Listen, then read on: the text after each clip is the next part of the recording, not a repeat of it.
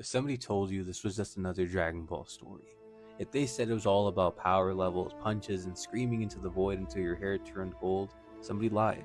Let me assure you, this, like any other story worth telling, is about something greater. It's about legacy, heart, and the strange heroic journey of a boy who once saved the world. It's the next chapter in a legacy that refuses to rest. This is the story of Dragon Ball.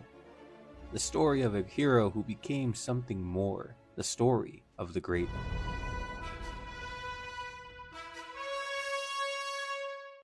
After the intense battles and emotional weight of the Cell Saga, the Great Saiyaman arc provides a novel change of pace and tone. Now, before we head into Toriyama's final arc of Dragon Ball Z, I want to say one thing. I love the idea of the next big bad that wants to destroy everything and everyone, that towers among everybody and has the body of every fitness influencer fused into one person, but this is a nice change of pace that the game should allow us to explore and live in Gohan's character development as he navigates his new role as a high school student and aspiring scholar while still maintaining his commitment to protecting the Earth. It's something special. Now, there has always been criticism about the Great Saiyaman arc for its more lighthearted and comedic approach. I think this arc actually does better in the game than in the anime and manga. The side quests included here are generally nice introductions to characters. We covered every story beat of Kakarot so far, but today we head into the start of the most polarizing arc in Dragon Ball. Gohan! Brother! Now then, let's end this. We pick back up with Gohan sometime after the Cell game's ending. Gohan's decided to maintain his Super Saiyan form to continue training and ensure he's strong enough to protect Earth, believing he's responsible for his father's death. He jets off to see his master Piccolo. Piccolo had begun to worry about Gohan. He might slack off on his training. With him being the current strongest on the planet, it could be in trouble if another villain pops their head in. He tells Gohan that his strength is probably at the limit that he could get for his age, so he won't be seeing any rapid improvements in raw power. Instead, he offers Gohan what he knows will help anyone: mental fortitude, the strength of mind to handle adversity with courage and to persevere through challenges, something Gohan has not been able to grasp. And who else is better at this than Vegeta? Piccolo sending Gohan off to see him to help better his emotions in battle, which I kind of think is funny, given that Vegeta has done a lot. Gohan approaches Vegeta with hope that he can train him so he can prevent another scenario like Cell killing his father, putting the blame on himself and that he needs to be strong to take his place. This is enough to send Vegeta's rage into orbit. He's being looked over again, a wounded pride seeing himself eclipsed by low-class heir of his greatest rival. Vegeta berates Gohan in their fight, calling a spoiled brat, bit of the pot calling the kettle black there, but also telling Gohan to use the power he used when he fought Cell, something Gohan wasn't able to do anymore. The fight's done and it only makes Vegeta more angry. A half-breed Saiyan at 9 years old is the strongest in the universe and it's ashamed of his own power, eventually letting it go instead of embracing and pushing further. He's the direct opposite of what he and Goku fundamentally are. The fight ends with Vegeta's anger flaring anew, his Saiyan spirit rising from despair while Gohan uncovers a truth long buried. Yeah, Vegeta's right. I can't define who I am based on who my dad was. I need to do some serious soul searching. I'd better stay a Super Saiyan a little longer. Mom's not gonna be happy about it though. He is not Son Goku's shadow. He is not Son Goku. He is Gohan, a name he can only shape by his own hands. Now there's two things here that I love. This is a small side tangent on something that's bugged me for years. When Vegeta left the Cell games, he gave up fighting as he didn't think he could ever possibly reach the heights in front of him. His ego was shattered. And then when we see him again in the Buu Saga, it seems as if depression had vanished. We touched on the despair in the Cell arc videos, but seeing him rebound here feels like a full circle moment that I generally wish we would have got to see in the anime or manga. And secondly, I always wanted to see Gohan and Vegeta train together. Vegeta offers such a different mindset to Gohan, polar opposite at times, but using routes taken from differing mindsets can create amalgamations of genius approaches. And for someone like Gohan, who's an actual genius, he could have benefited from this heavily. The rest of the intermission quests are stories proving that Gohan is a culmination of his own person and the teachings of other people, weaving the growth with subtle grace, facing Tao Pai Pai and Shin who are trying to recruit Gohan by force, ending with wise but bittersweet comments from Master Roshi, lamenting that the days of martial arts school rivalries have faded now. The new generation that Gohan embraces is a new path of blended arts, ending with a subtle chuckle over a rare dirty magazine dispute. Gohan's mental journey is actually stopped pretty early on here. understandably so. This is a journey that doesn't happen in a couple days, even for characters like this. So we return home and we're skipped 7 years into the future. At 16, Gohan now steps into Satan City for his first day at school. And now, I'm conflicted on this next startup. Gohan's introduction to Videl being the Golden Warrior and fighting the crime that gets in his way while on the way back to school were all put into screen grabs. Now, I'm not sure if this was done because there was no ground combat mechanic and it wouldn't make sense for every person in Satan City to have a red ribbon robot mech to fight, although that didn't stop them from earlier side quests, or if it was all because of time constraints. Now, on Gohan's first day, Videl calls him out for having the same build as the Golden Fighter when Sharpener then calls him a pushover by his appearance, which I think is funny as Gohan's entire chest is literally popping out of his vest. This game allows us to play Gohan's awkward first day with a baseball game. Now, this is done through a minigame, a design choice I've hoped to see Kakarot use in more pivotal moments to really make us care about the side character's struggle against the villains alongside the playable cast. Gohan is worried that he might slip and expose his identity if he keeps saving people with no disguise and heads to Capsule Corp to get a new getup. Now, why does this alien hybrid even bother? You may be asking yourself. Because he feels it's his responsibility as a good person. He embodies the superhero concept wholeheartedly, and Lee says it best. That person who helps others simply because it should be or must be done and because it's the right thing to do is indeed without a doubt a real superhero. It's his responsibility to use the power to protect life. Now, this quote also aligns with a core principle of Taoism. Now, Taoism teaches that true virtue arises when one acts selflessly, in harmony with the natural flow of life without seeking reward or recognition. When someone helps others simply because it feels right, they embody Wu Wei, effortless action, and Di, inner virtue. Like water moving naturally towards what needs it most, their goodness flows quiet yet powerfully, guided not by ego, but the balance of the Tao itself. If you guys have been watching this series from the start, you realize that there is a heavy influence of Taoism in Dragon Ball that Toriyama has carefully crafted into each one of the characters in this series. Gohan has some time to kill, and here we are introduced to the new Trunks. This boy standing here with family in a bustling city and friends around him is the future that our hero that crossed time fought so hard for. We also meet up again with Vegeta, who is now domesticated and training his son to be the next strongest person up. We return back to Bulma, who created a special watch to unveil the Great Saiyaman, a homage to Toriyama's Kamen Rider passion. The next day, before Gohan can take off to school, we are given our first glance at Goten, the splitting image of Goku born after Cell's defeat, a small hero in the making, his presence showcasing Goku's legacy continuing on. Oh, put them! Who the hell are you? Me? I'm the vanquisher of evil, defender of justice! Ha! The great...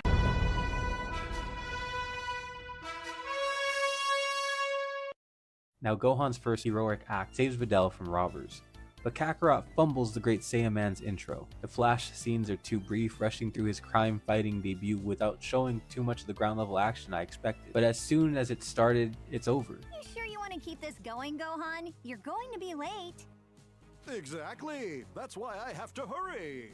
The game completely skips over Videl's chase to figure out the Saiyaman's identity. Instead, her quick deduction of his identity as the Great Saiyaman, the Golden Warrior, and the son of the 23rd World Tournament winner Goku is all done here. She then forces him to join the next tournament, a blackmail move that brings Goku back, yet trimming Videl's character here does real damage to this arc. In the anime and manga, her tenacity and growing bond with Gohan drive the story, pushing him to balance his dual life. Kakarot reduces her to a plot device, skipping her investigations, build-up, and cutting scenes that could have shown her strengths. This weakens that emotional payoff of Gohan's growth, making it feel hollow without her challenge, and the arc loses its heart, turning a key relationship into a rushed side note. Now, despite Saiyaman's time being up, the game doesn't strip him away from us just yet.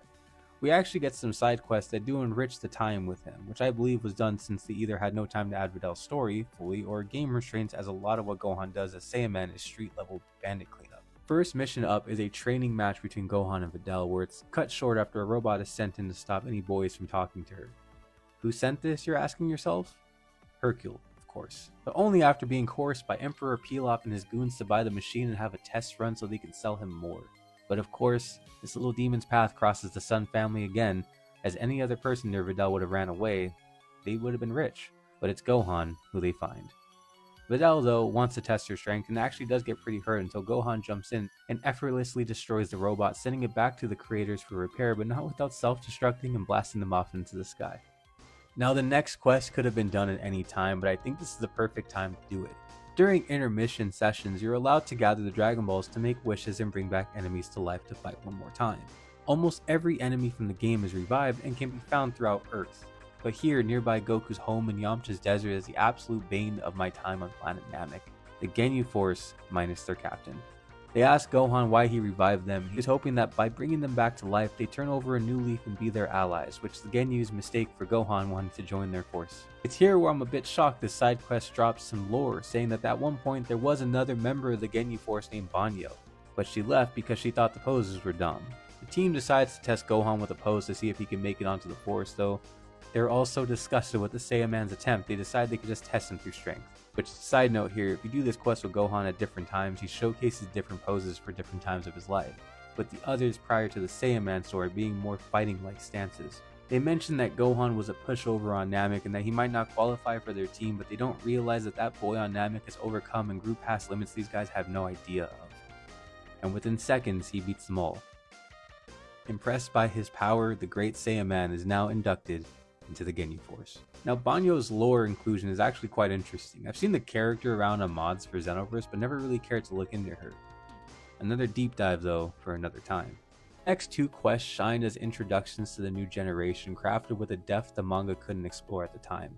Maybe because it was done on a weekly basis. Goten's fishing quest stands out for its heartfelt family tie. Goten skips homework and Chi-Chi blames Gohan's Saiyaman's distractions, sparking guilt in Gohan to make amends by fetching fish for dinner.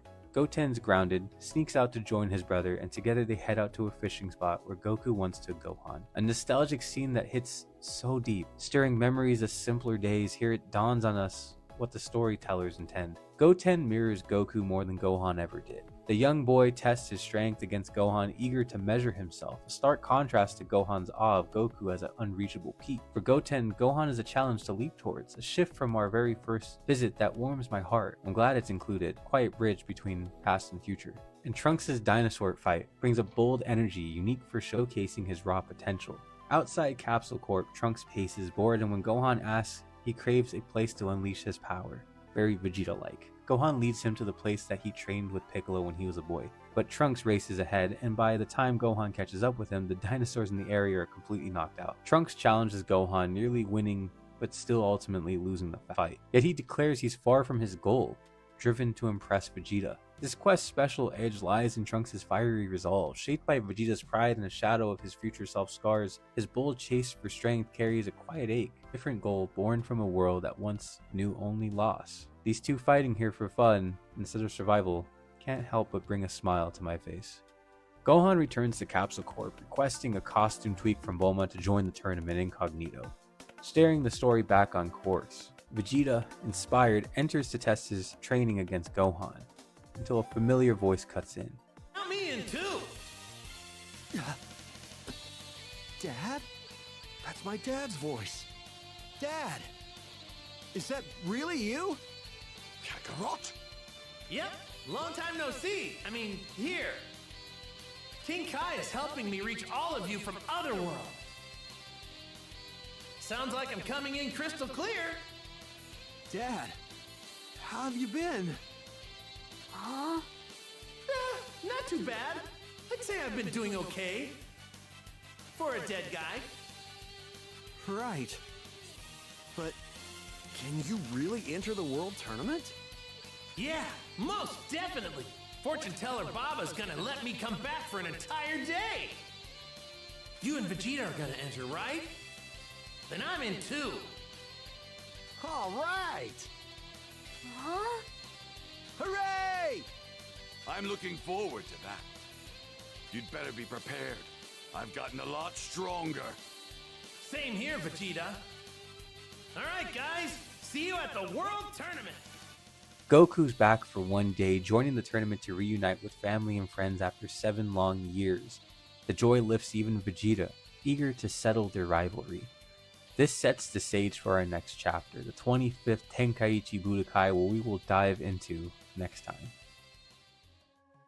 I understand why this arc gets so much criticism in the anime, but I generally believe the game gives it a bit more justice than it deserves. From an in-universe perspective, this part of the story plays a vital role in showcasing Gohan's growth and the struggle of balancing his Saiyan heritage with his human heart. It highlights the duality that defines him and the unique pressures that come with being the son of Goku, Earth's greatest hero.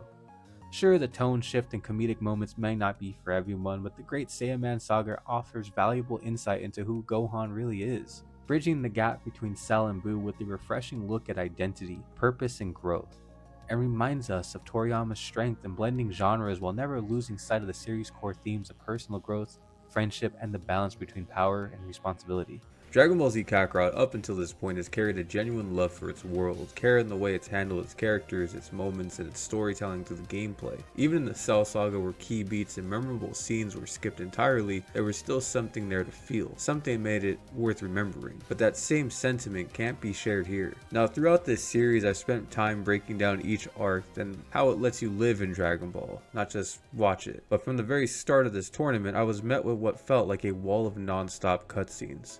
Now after a brief catch-up showing Trunks and Vegeta training, we learn that both Trunks and Goten have managed to transform into Super Saiyans, further driving home the idea that these kids represent Earth's next generation of protectors. But after that, we're immediately thrown into the tournament grounds. I had to double check with the manga because the game completely skips over the entire flight sequence where everyone travels together. For a second I thought maybe it was an anime-only filler, but no, it was there in the source material, and here it's just completely gone. Now I get that for most players it's not a major moment. For longtime fans, that scene served as a reunion, a chance to breathe with these characters again, 7 years after the Cell games. And a ground rule was created here. Everyone agreed not to use Super Saiyan during the tournament to avoid attention. Thankfully, Goku's emotional reunion with his friends and family at the tournament grounds, the people who helped shape the man standing before them, is still here. And I'm genuinely glad that moment was treated with care. It's one of the scenes in the series you just don't rush. Wow, you guys sure have changed a bunch. How have you all been? Goku! It's good to have you back. Goku! Goku! Goku! Dad! Huh? Look, Goten, it's your father. Whoa! That's my son? Wow, he looks just like me! But what follows feels like a slap to the face of any fan of this arc. We're suddenly given control of Goten chasing Trunks around the tournament grounds, and for a moment I actually believe we'd get to play their match in the junior division. A fight that in the story exists to show how insanely powerful these kids are for their age, but it's skipped here completely. And honestly, that's where this stings the most. We just spent time in the previous section learning about their strengths, their potential, and how different they are compared to this older generation. This was the moment to show that. They could have easily trimmed a single side quest and given us that match, something small but meaningful, something that reminds us in this world that these stories are meant to be lived, not just watched. The next stretch of cutscene takes us through the Supreme Kai's mysterious introduction, from his quiet arrival among the cast to Piccolo forfeiting his match after sensing something far greater behind the calm stranger. It's here the truth begins to unfold as the Z fighters slowly realize who Shin really is.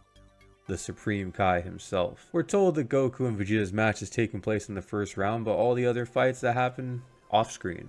Maybe the developers didn't want to make models for the other fighters, which is fair, but it's strange considering how easily they could have filled those moments using anime references or even just some reused assets. Now after this, the story rushes straight to the conclusion of Vidal's match against Spopovich. Gohan's anger is on full display, and the animation does a good job of showing just how close he is to losing control. But emotionally, the moment doesn't hit as hard as it should be. We really don't spend any meaningful time with Videl during Gohan's high school arc outside of a short training session. Without that build-up, the connection between them feels underdeveloped, so when she's brutalized here, it's hard to feel what Gohan feels. That's it. I've had enough. That jerk's going down.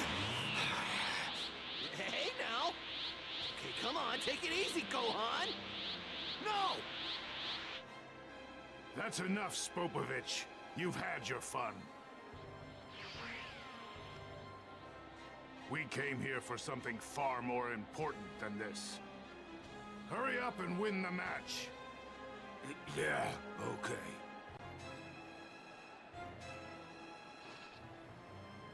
Ring out! Spopovich wins the match! Videl!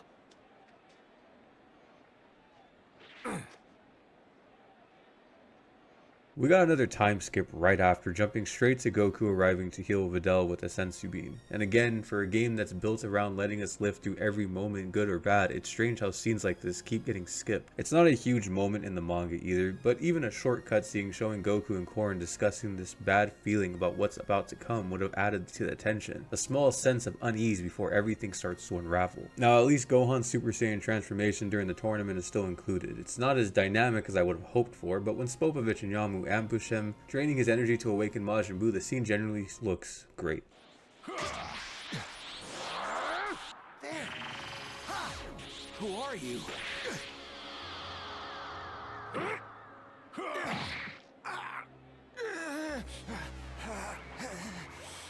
Now after the chaos, everyone agrees to chase down the two controlled warriors to uncover their plan. Vegeta, frustrated and burning with pride, mutters that their long-awaited rematch is close and you can feel it. His tone is obsessive. Goku promises they'll settle it soon, and the gang set off with the Supreme Kai. Along the way, Shin, now fully revealed as the Supreme Kai, explains everything. The dangers of Babidi's magic, the legend of Majin Buu, and what's truly at stake if this creature ever awakens again. The group finally arrive at Babidi's hideout, where they watch his followers harvesting energy to complete the ritual. That's when Deborah appears, the king of the demon realm, and just like in the other timeline, Kibito is obliterated instantly. Kibito! No! What the? Oh no!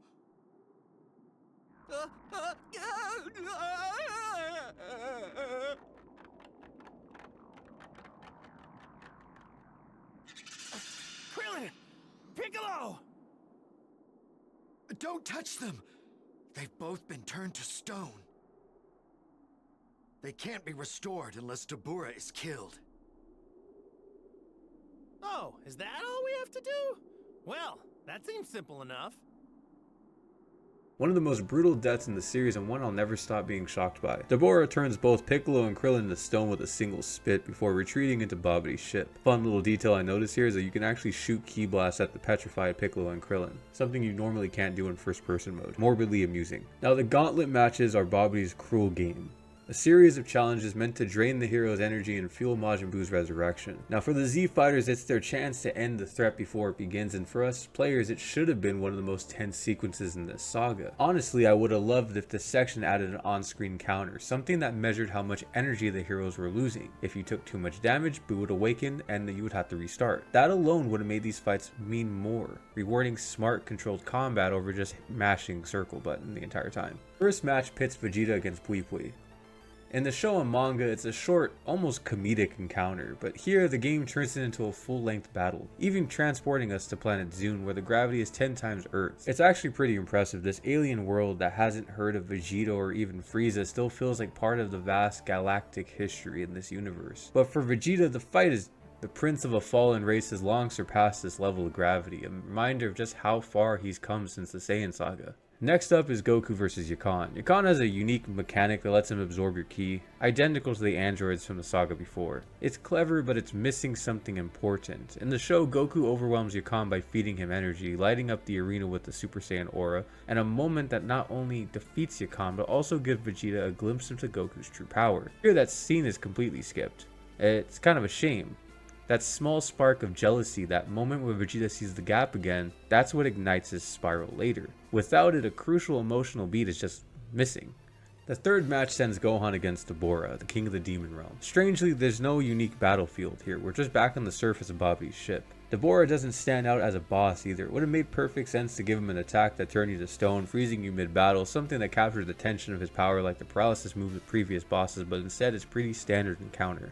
Meanwhile, the game skips ahead again, past the end of the tournament and the kids' antics as Mighty Mask. Instead, we catch up with Trunks and Goten as they cross paths with Videl, learning about the chaos that's unfolding before rushing off on their first true world-threatening mission. Back underground, the real story is shifting. During his battle, Dabura takes notice of Vegeta and he senses it. The dark flame buried beneath the pride, the deep frustration and resentment, the kind of anger that's been festering since the moment Goku surpassed him. It's a gift to Babidi.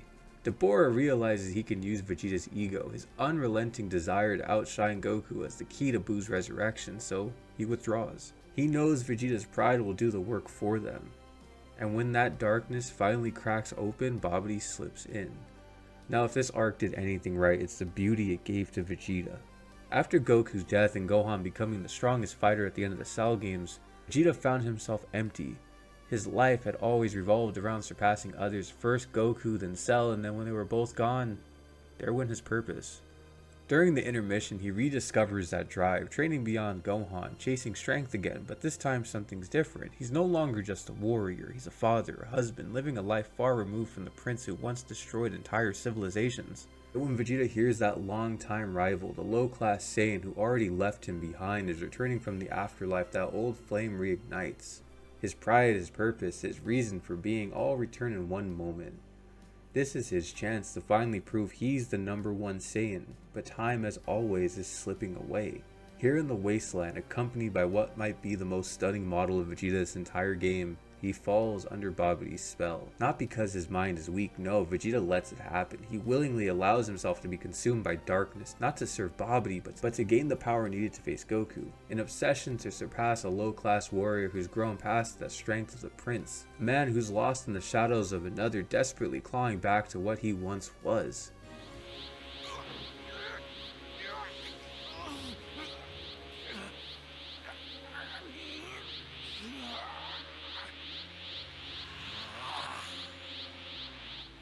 Vegeta! It's too late! Back at the tournament grounds, Vegeta does everything in his power to provoke Goku. Even in his own will, you can see the madness behind his eyes. He mimics the manga frame by frame, firing a blast at Goku, forcing him to dodge, then turning it on the crowd behind him, killing innocent people. Something he hasn't done since Namek. That moment, it hurts. Because it's not evil, it's just pure desperation from the prince. They return to the same field where their rivalry began, and here Vegeta's motives fully unfold. He's not just fighting Goku, he's fighting himself. His pride, his past, his identity, the prince of all Saiyans who no longer knows what that title means. The fated rematch begins, this time uninterrupted. I refuse! The Supreme Kai can do whatever the hell he wants, as long as I get to fight Kakarot! What?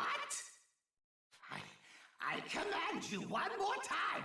Obey me! Do it, Vegeta! I've already told you!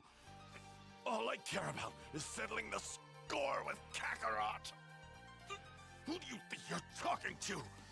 I am the proud Prince of Saiyans! I absolutely refuse to take orders from a little worm like you! You may have taken my mind and my body, but there's one thing a Saiyan always keeps, his pride! Unbelievable! I didn't think there were any mortals that could resist Babidi's mind control.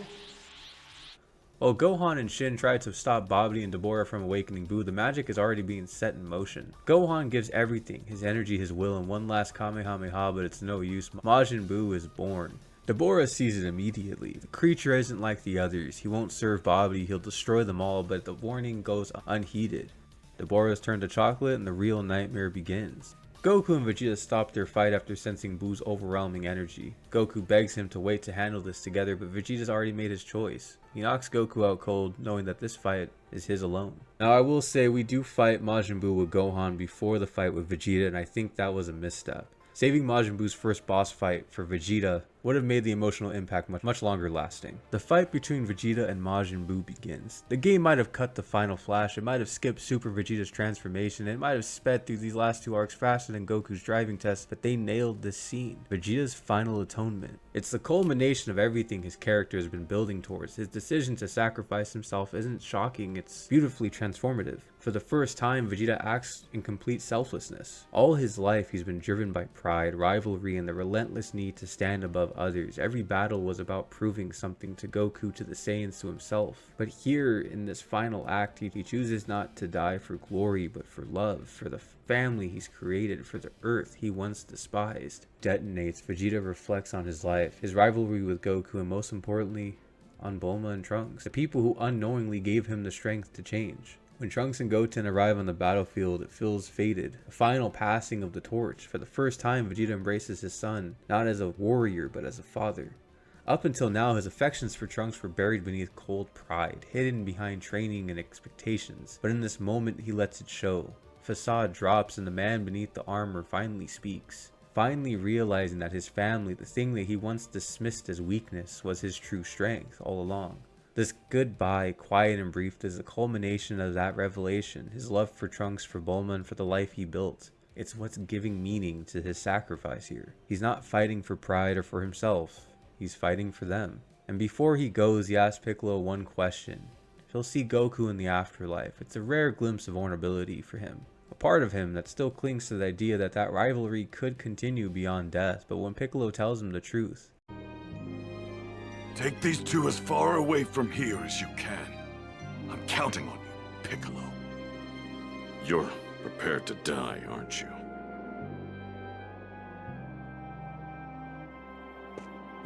Just tell me one thing.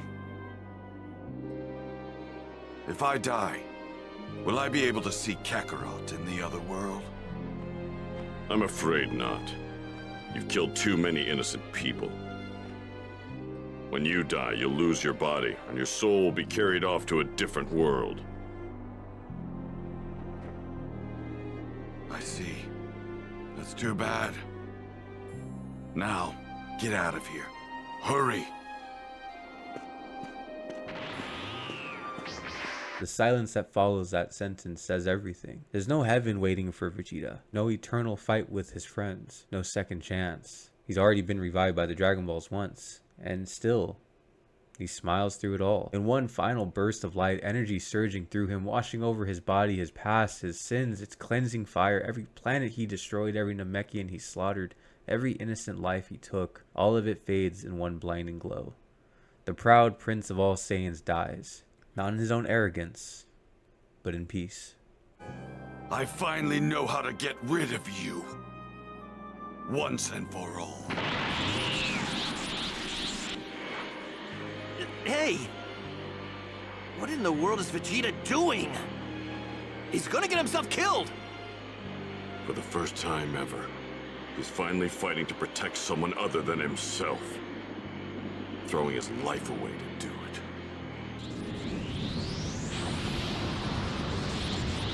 To make sure you can't put yourself back together, I'm going to blow you into microscopic pieces!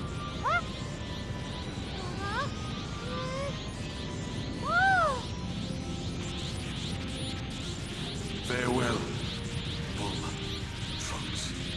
Yes, even you, Kakarot.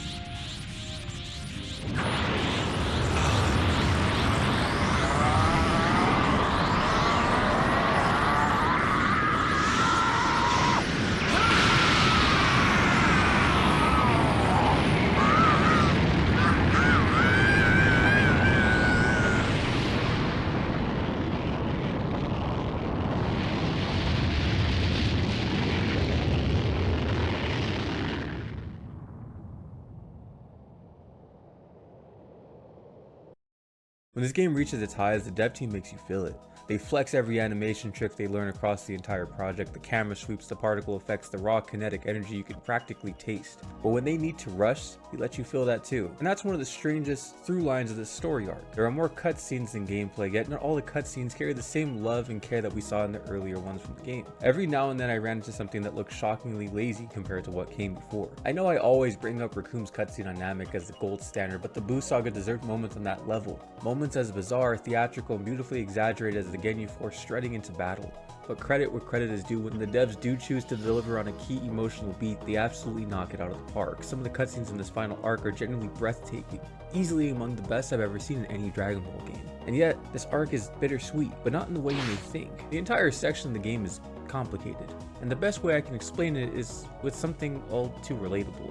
Have you ever rolled into a gas station half awake at 6 a.m., grabbed some brand new Ghost energy drink, taken that first sip and thought, not bad.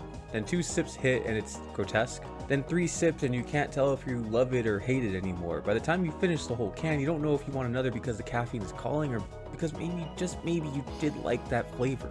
That's the Buu arc in this game. Confusing, uneven, weirdly fascinating, and somehow addictive. Let me explain.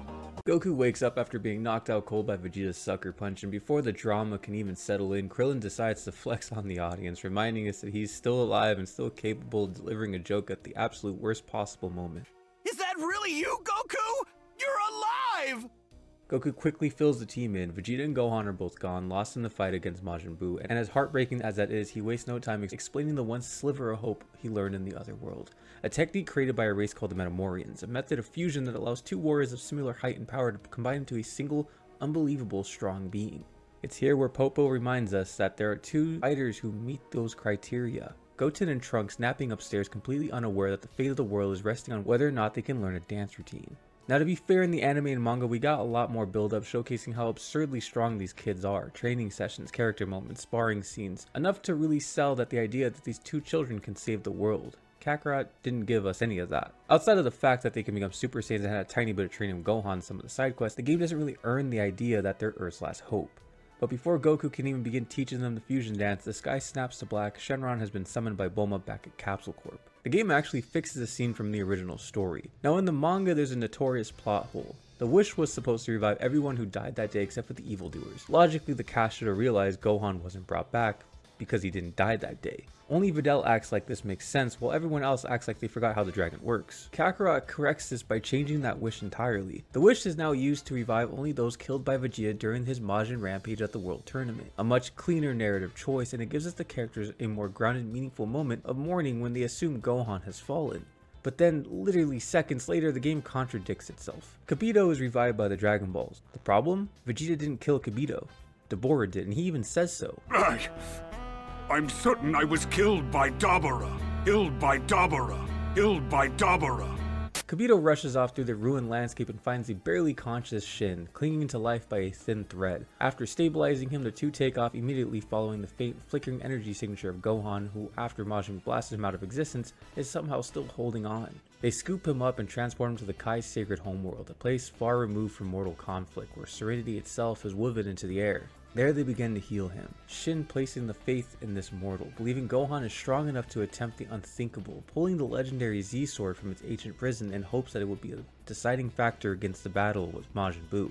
Kibito, meanwhile, cannot help himself. He makes snide, borderline racist comments about mortal weakness, as if the very idea of human wielding such a divine artifact is comedic, but Gohan answers not with words but with his action. He transforms into a Super Saiyan, grips the hilt, and rips the Z-Sword clean from the mountain. Back on the lookout, Goku breaks the news of Gohan and Vegeta fate to everyone and explains the plan to teach the fusion technique to Goten and Trunks. But before he can even begin, Babidi hijacks the world's airways, projecting Majin Buu's chaos for everyone to see. He demands the location of Piccolo, Goten, and Trunks, threatening carnage until someone talks. What follows is unintentionally one of the funniest cutscenes in this game. The key blast Buu fires looks something ripped straight out of Zek 2 like. We jump back to Goku, who starts the fusion training, but Babidi interrupts him again, this time announcing he's heading straight for West City after realizing Trunks' home is there. Bulma panics, begging Goku to intervene because her parents are still in the city, and Goku rushes off, as if death is just another Tuesday in this world. He reassures her they could revive them with the Dragon Balls later on, but Bulma quickly reminds them that the Dragon Radar is in West City too, and that it relies on irreplaceable parts. If the city is blown away, that radar is gone with it, and without it, finding the Dragon Balls becomes nearly impossible. This is what pushes Trunks into action. He sprints off to recover the radar while Goku intercepts Buu and Babidi. And this entire confrontation serves 2 themes here. One, it's meant to place the seeds of rebellion inside Buu's mind, showing him he's far too powerful to be controlled by a pathetic sorcerer like Babidi. And 2, it's meant to remind Goten and Trunks who Goku really is, why this stranger suddenly appears and expects their trust, why they should listen to him. Kakarot doesn't adapt as fully, but echoes of the idea remain enough that you could still feel the intention beneath the surface. But then, it happened. The moment every kid who grew up watching Toonami will never forget. The shaking earth, the screaming sky, the impossible hair. Super Saiyan 3 makes its grand entrance.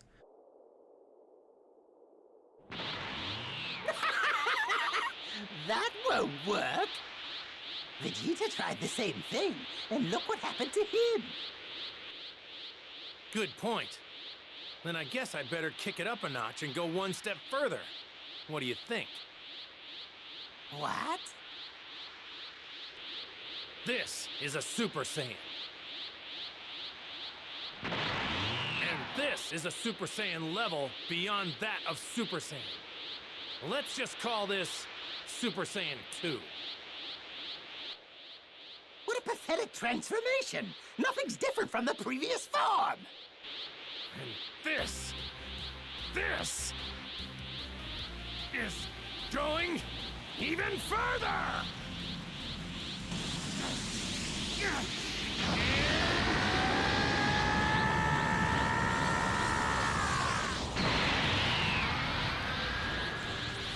This is Super Saiyan 3. Sorry it took me so long. I'm still not used to this form just yet. You have scary face now! But Buu's scared! Yes, precisely, you fool. Now march and Buu destroy this ruffian! Now, I would have loved for a more theatrical build-up, something closer to the first Super Saiyan transformation with slower shots, rising tensions, and heavy breathing, but what Kakarot gave us is still so beautiful, and pairing it with We Gotta Power was a stroke of genius. The fight against Buu feels incredible, empowering, finally putting you on equal footing after hours of being outmatched on purpose. But the high is short, almost cruelty so. Goku leaves shortly after warning Buu that even stronger warriors will come soon. Trunks retrieves the radar, Buu no longer bound by Bobby kills him and then casually erases West City from existence. And after a final round of fusion practice, Goku's time is up. And we get one of the most quietly heartbreaking scenes in this game. Goku says goodbye to his friends, his son, and he leaves the lookout, maybe for the last time in his mind, placing the fate of Earth onto the shoulders of the next generation. Goku senses for Gohan's ki, but what he finds isn't anywhere in the afterlife. It's faint, distant, like an echo bouncing off the edge of creation, so he reaches out with the instant transmission event, reappearing on the sacred world of the Kais. Gohan is alive and training with the Supreme Kai. Goku fills him in on everything he's missed: Buu, Vegeta, Fusion, Earth's current state, and there's barely time to process any of it before the next shock hits. Gohan tests the sword's strength, and he immediately breaks it. Out steps the Elder Kai, the ancient and oddball deity sealed away for millennia, and right there in that quiet little clearing begins the long, awkward, wonderfully nostalgic ritual to unlock Gohan's hidden potential. A ceremony equal parts mystic and ridiculous, but one that still carries emotional weight because deep down we all remember what this meant the first time we saw it. Meanwhile on the Earth, life is in a different kind of chaotic. The boys, after what feels like an eternity of build-up, finally perfect fusion and Gotenks is born. Now the game skips past the failed fusions entirely, and normally I'd be upset at losing a comedic beat, but at this point Kakarot is already embracing its own rhythm, trimming some things and expanding others, and honestly including the failed fusions would have felt weird with how quickly the story is barreling ahead.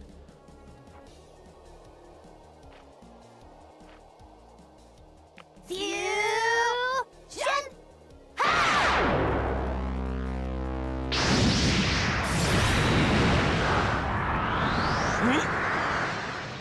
Then we hit Buu's time with Hercule and the dog, and I mean time in the smallest sense possible. It's much shorter here, almost compressed into an abridged version of its real thing. And look, I'll be honest, I'm no Hercule fan. I don't need extended segments of him mugging at the camera, but I get it, the part of the story is incredibly important. It's the emotional turning point for Majin Buu. Now in games like Buu's Fury on the Game Boy Advance, you actually get to play as Hercule during this section, the only time in the entire game you can control him. As much as I'm not into that character, it made sense. It's grounded the arc for a game like Kakarot, one that lovingly recreated Gohan's early training by letting us walk with him through the mountains before he could fly. Skipping playable Hercule here feels like a missed opportunity. The moments shapes the creation of Super Buu, so it does matter. And speaking of Super Buu, he arrives on the lookout not long after this, demanding to fight the mysterious strong warrior Goku promised him, but the boys are exhausted after perfecting fusion. Piccolo, in one of his most underrated acts of bravery, tries desperately to stall him. He sends the boys into the Room of Spirit and Time under the guise of preparation while he talks circles around a creature capable of wiping out continents by accident. And yet, even with the stalling, the game does not shy away from one of the darkest scenes in the entire saga, the human extinction attack. It's still here, still beautifully animated and still chilling. A single beam that hunts down every human life on Earth and erases them in an instant. As a kid, the scene scared me more than anything in Dragon Ball. The goofy pink monster, this literal child with magic suddenly transformed and now displaying the cruelty of a horror movie villain. It stuck with me. Even now, even with more comedic elements sprinkled in, the sheer finality of that attack is brutal.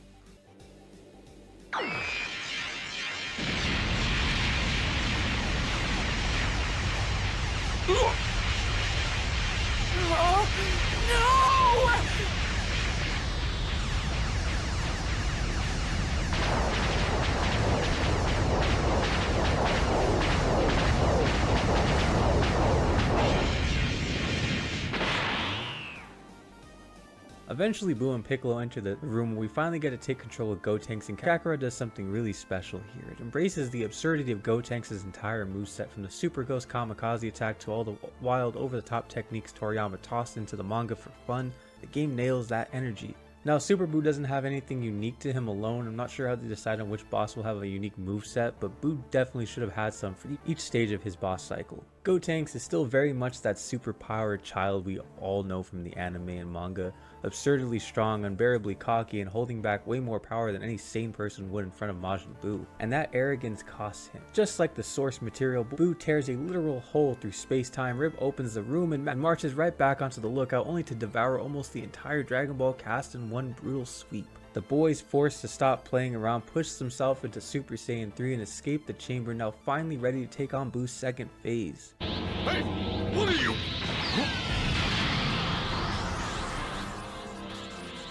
Yeah! When? How? What did you just do? Beats the hell out of me! But I do know I'm super duper strong now! Anyway, we got more important things to do now, right?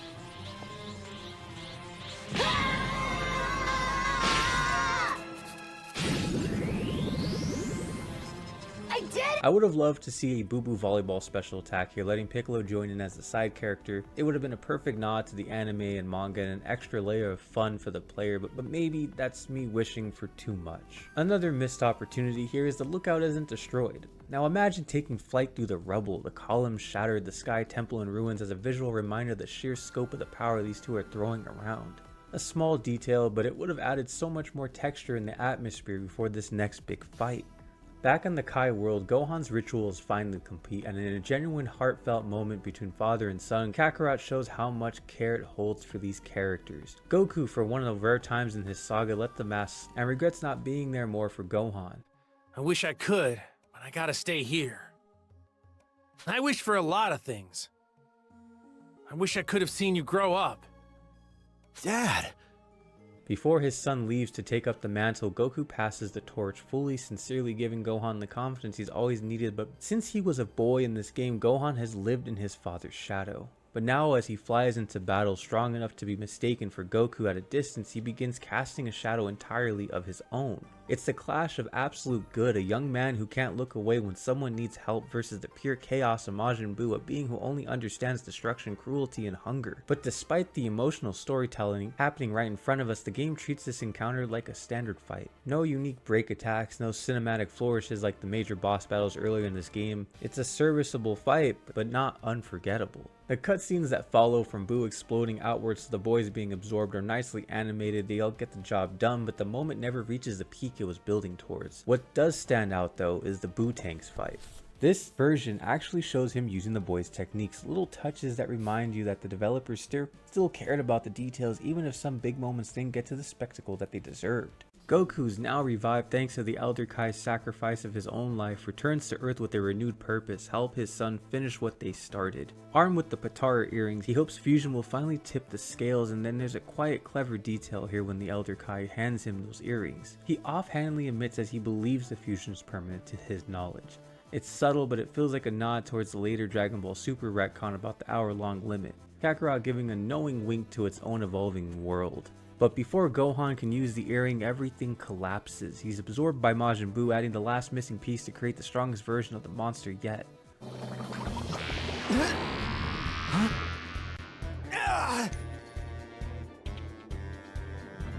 No! Not Gohan!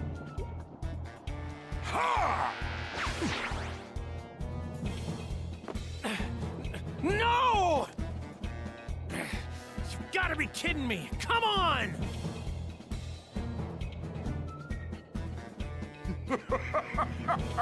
Yes! I'm even more powerful than before! Goku is left alone, forced into battle against the most powerful Majin form to ever exist, and then it hits him. A flicker. A key signature he knows better than almost anyone else. Vegeta. The prince is back using his one day of Earth to fight, even if it means nothing, even if it ends the same way it did before that day. But Vegeta resists at first. He's furious that Goku hit his full power during their last encounter. That anger, that pride, that's who he's always been. It's only when Goku reveals the truth that Bulma, Trunks, and everyone Vegeta gave his life for are now trapped inside Majin Buu that he accepts what must be done. For the first time, both warriors willingly set aside their Saiyan pride. Two strongest in the universe stand shoulder to shoulder. A low-class nobody sent to a forgotten planet that's become the savior of the Saiyan race, and besides him a prince born to rule the stars, finally finding peace in the family he swore he never needed. All of that history of both warriors culminating in this next cutscene, easily where the arc's entire budget went. Do not mock me!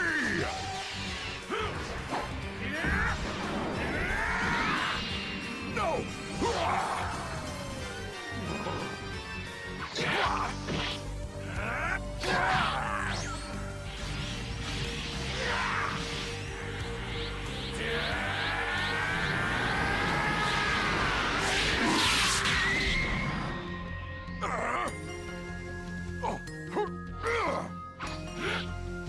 I'm just getting started.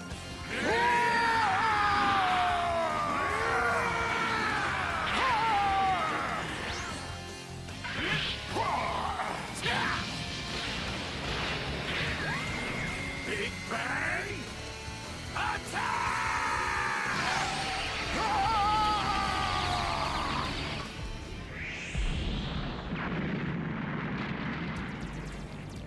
I'm still waiting for you to take this seriously.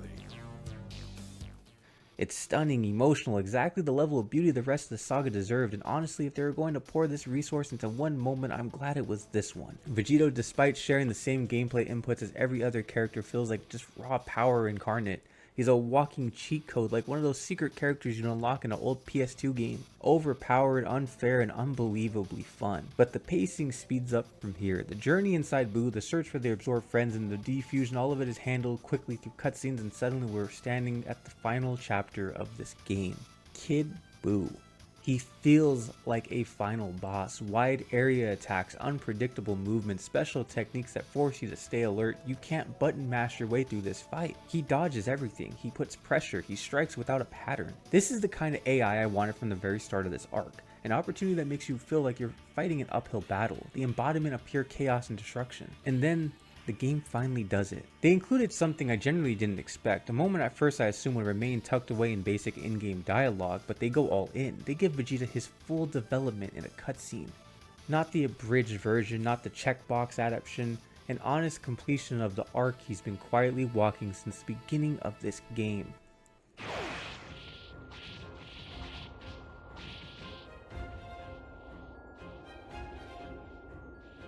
Kakarot.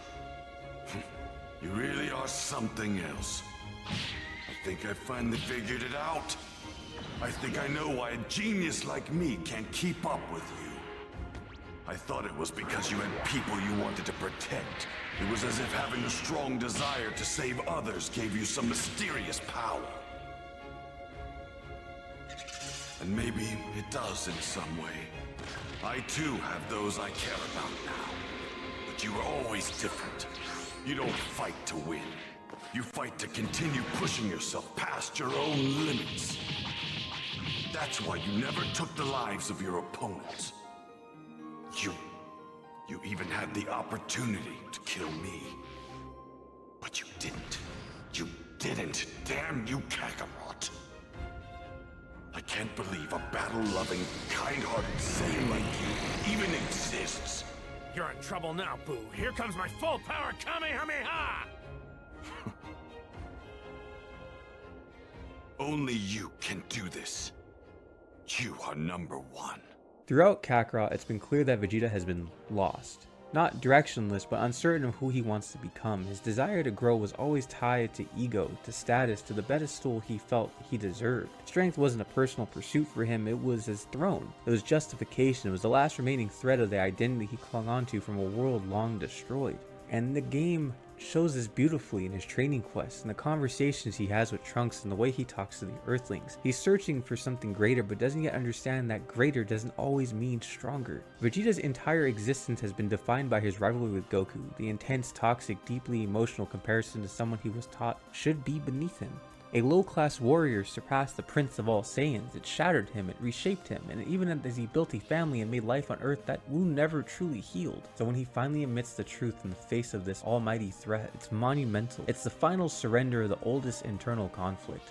Combined with his sacrifice as Majin Vegeta, the moment completes his journey from ruthless villain to true protector. He finally accepts Goku not with bitterness, but with denial, but with respect, with clarity. This is Vegeta stepping out of the shadow he thought he was trapped in, and for the first time he stands beside Goku not because he wants to prove something, but because he finally understands who he is. From here, the game throws you into a brutally uphill battle, Vegeta versus Kid Buu, and it nails all the feelings that those old Tenkaichi fights had. All that power you just enjoyed with Goku is now gone. You're fighting at a disadvantage, scrambling to survive, dodging, blocking, and waiting to strike. Goku is now at his weakest after the drain of Super Saiyan 3. Vegeta lays out a desperate plan, the Spirit Bomb. Gathering the strength of the entire Earth, the people Goku and friends have saved across their lives, all contributing to take down an enemy none of them could defeat alone. And honestly, the only thing I would have added is a montage of the side characters we helped throughout the game. Faces we've seen in quests, people whose stories intertwine with ours. It would have made the moment a little bit more powerful. But even without it, the scene is beautiful. Vegeta finally admits Goku's the best in acceptance and sets the Spirit Bomb plan in motion. Majin Buu sacrifices his own safety and strength to hold Kid Buu back. Mr. Satan does the one thing no one else could, convince humanity to give their energy using the charisma only he possesses. It becomes a true communal victory, a moment earned by every character, big and small, strong and weak. And then there's Kid Buu himself. Kid Buu is pure instinctual evil. He's not calculated, not vengeful, just raw destruction. The Spirit Bomb made from the pure life energy and goodwill of nearly every soul on the planet is the perfect thematic counter. Whether or not it only hurts evil, the symbolism is unmistakable. The Earth gives its life to erase a being built on ending life. And that symmetry, the narrative closure, is what makes this final moment so iconic. Now before the final arc fully lands, the game gives us one more confrontation with Kid Buu, and normally I would be the first one to criticize the game for padding things out with unnecessary fights. This game has had a habit of adding battles that do nothing but slow down the pacing, and usually I throw this one into that pile, but not this time. Because this fight isn't a filler fight, it's a metaphor. This battle is the pure distilled clash between Goku and Kid Buu, not just as characters but as ideologies, as forces of the universe grinding against each other with everything they represent. Buu is constantly described as pure evil incarnate. He isn't a villain with ambition or a mastermind with a tragic backstory, he's a force of nature. Chaos without a single thought, nihilism with a heartbeat, no motive, no malice, just destructive for the sake of destruction, a reminder that evil doesn't always need a reason. But Goku is on the opposite. He's everything Buu isn't. He represents spirit, raw, unbroken, uncorrupted, a selfless drive to grow, not for dominance, not for validation, but simply because it is who he is. This last battle is chaos versus purity, instinct versus intention, destruction versus hope. And after the fight, it happens. The moment this entire game has been slowly crawling towards. This match ends with what might generally be the most beautiful rendition of Kid Buu's defeat ever put into a Dragon Ball game. The animation, the lighting, the framing, it all lands. There's weight in every second, a sense that we reached the summit of this entire journey. No! Huh? Vegeta's gone. Do it! Hurry up and blow this guy to pieces! Ah! Way to go, Mr. Satan! You know, I was wrong about you. You really are a hero! Ah!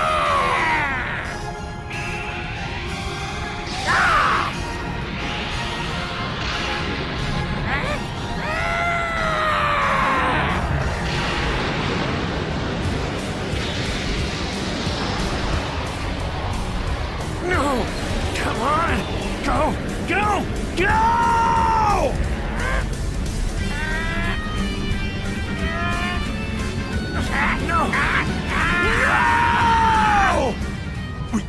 forgot one thing.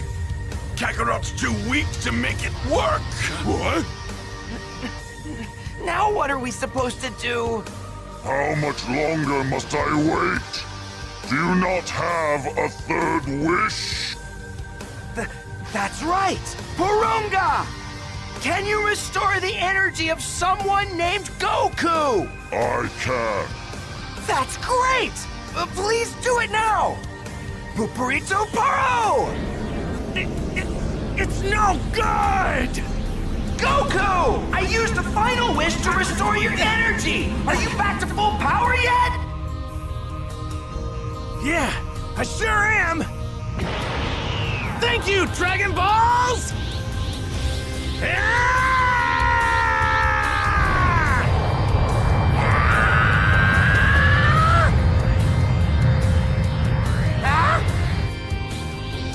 You're pretty amazing. And you fought this hard all on your own. I hope you're reborn as someone good this time. I want to fight you one-on-one again. I'll be waiting for you. And I'm gonna keep getting stronger. Later. Goku! Kakarot! Dad! Goku! Do it!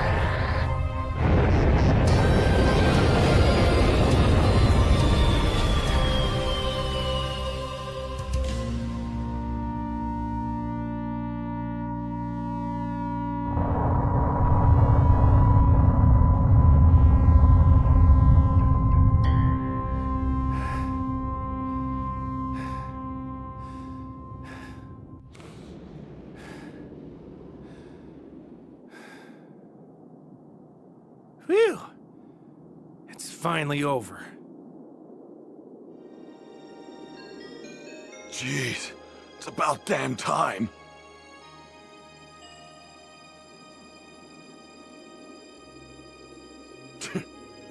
What the hell is he smiling about?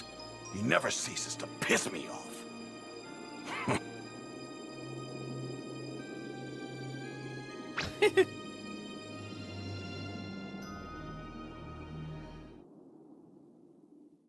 Kid Buu is finally defeated and the universe gets to breathe again. And Goku, after everything, isn't triumphant or boastful or even relieved, he's impressed. Moved in a way only Goku could be. Because in Kid Buu he saw what he always searches for, the ultimate test, the ultimate peak, the opponent who pushes him beyond himself. But he also knew deep down that he could never defeat Buu alone. Not truly. The final blow was not Goku's strength, it was the Earth's, deciding that it wanted to live. Right before the end, Goku does something so quintessentially Goku it almost feels like a quiet prayer. He asks Kid Buu to come back someday. Not so they can save the universe, not to right any wrongs, just so they can fight each other honestly. One-on-one, warrior to warrior, heart to heart. And then the journey finally ends. The warriors return home, back to families revived by the Dragon Balls, back to a world rebuilt from dust. Life resumes its quiet rhythm. And Vegeta, now judged a good man in the eyes of King Yama, returns as well. Gone are the days of destroying planets. Vegeta is back to be a father, a protector of the planet, and a man at peace with himself. The Buu Saga in Kakarot closes not with fireworks but a quiet breath, the quiet breath that comes after surviving something indescribable. And through all of its highs and lows and all the imperfections and deviations, this game never loses sight of that truth, and so the final arc finally concludes. It would be easy to leave this story arc with the sigh, cataloging the occasional dropped camera angle, the hurried character models at a moment where the particle effects felt more like budgetary constraints than a flex of developmental team's immense talent. We've acknowledged the jarring shifts, the moments of shockingly lazy execution nestled right alongside scenes of pure jaw-dropping artistry that redefine what Dragon Ball game cutscene could really be. But to judge this arc solely on the inconsistencies would be to fundamentally misunderstand its heart. The truth is, this entire arc is not a failure of a vision, it's a monument to the passion and exhaustion inherent in a project of this scale. It's the feeling of a marathon runner who sprints to the final mile, stumbling yet driven by an unstoppable, desperate need to finish strong. When the team chooses to deliver on those key emotional beats like Gohan's ultimate ascension, Vegeta's moment of sacrificial clarity, or the sheer bombastic power of the final confrontation, they launched it into an absolute another galaxy. These moments stand not just as the best in this game, but as some of the most potent, beautiful distillations of Dragon Ball's spirit ever digitized. These are the moments that prove that developers knew the gold standard, and every now and then they absolutely crushed it. Ultimately, the Buu Saga arc in this game is defined not by its flaws, but by its magnetic complexity. It's the culmination of everything, the bizarre, the theatrical genius of the manga filtered through a developmental cycle of impossible ambition. It is, in the end, that ghost energy drink at 7 AM.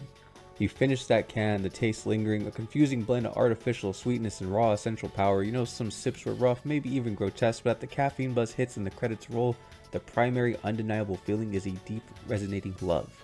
A love for a story, a love for the characters, and an enduring respect to the sheer, complicated spectacle of what the developers managed to deliver. You step away a little wired, a little conflicted, but certain of one thing: you would absolutely do it all again.